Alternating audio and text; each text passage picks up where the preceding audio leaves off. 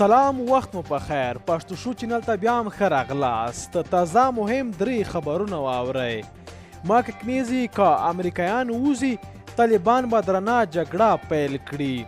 د امریکا پوځ د مرکزي قماندانۍ قماندان جنرال فرانک مکنیز وایي که امریکایان له افغانستانه ووځي جګړې او ګډوډي به شدود ومومي.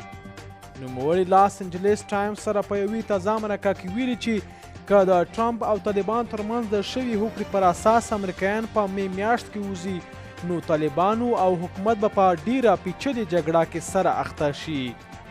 هغه ویلي چې په دغه احتمالي جګړه کې به طالبان ګډوډیو جوړولو ته لاس اچوي تر څو قدرت ترلاسه کړي او حکومت بیا تر خپل کنټرول لاندې سیمو کې د واک د ساتلو لپاره د طالبانو ځپلو ته ملا وتړي. جنرال مکنیز دا هم ویلي چې د امریکایانو تر وتلو وروسته د افغانستان د لویو ښارونو ته امنیتي تهدیدات زیات دي او غواړي چې د تهاجمي حملو له لارې لومړی کوچني او پسې لوی ښارونه ونیسي.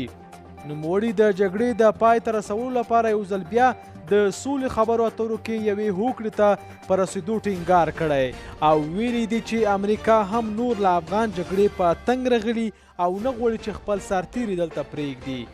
جنرال فرانک مکنیز پر طالبانو غږ کړی چې نور جګړه پرېږدي او له حکومته یې هم غوښتي چې نور سولې ته د رسېدو او د جګړې د پای ته رسېدو لپاره د امریکا نوې طرحه ښه فرصت وبولي.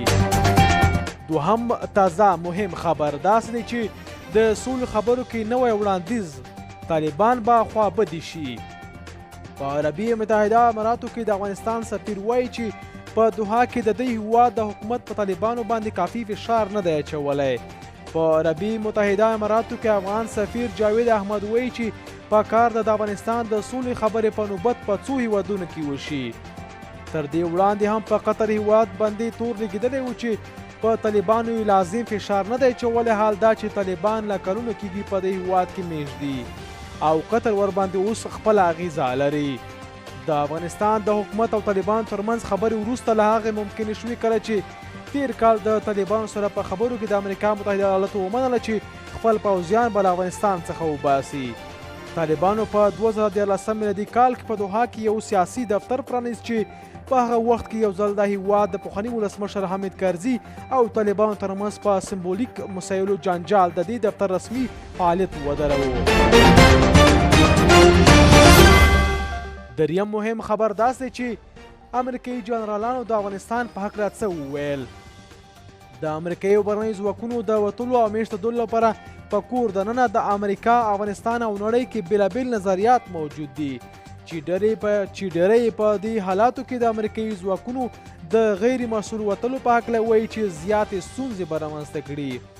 تازه 2 امریکایي جنرالانو د افغانستان په هکله د امریکایي ځواکونو د وتلو په هکله څرګندونې کړي او ویلي دي چې که چیرې امریکایي په دې تعبیره له افغانستانه وځي نو د یوې درنې جګړې د پیل کولو امکان شته. هغوی ویلي که چیرې د سولې هوکړې بغیر له امریکایي ځواکونو له افغانستانه وځي نو نه یوازې چې جګړه به ونه درېږي بلکې نوره به هم سخته شي. د امریکا د مرکزي قماندانۍ قماندان جنرال کمیونز په خپلو تازه څرګندونو کې د امریکایي عسکرو د بې تدبیره وتلو په هکله څرګندونې کړي او د راتلونکو خطرونو په هکله یې خبرداری ورکړی. مکنیز ویلي که چیرې د خبرو له لارې افغانستان جګړې ته حل لاره پیدا نه شي او په دې پړاو کې امریکایي عسکر له افغانستانه وځي نو د یوې خونړۍ جګړې کولو امکان شته. په افغانستان کې د امریکایي ځواکونو عمومي قماندان جنرال سکاټ میلر هم ویلي چې د افغان ځواکونو ملاتړ به دوام ورکوي. هغه هم ویلي که چیرې سرتیري له افغانستانه وځي نو د افغانستان حالت به نور هم خرابېدلی شي. که غواړئ مهم او دقیق خبرونه واورئ نو پښتو شو چینل در سره سبسکرایب کړئ، زمونږ ویډیو شیر او لایک کړئ. مننه.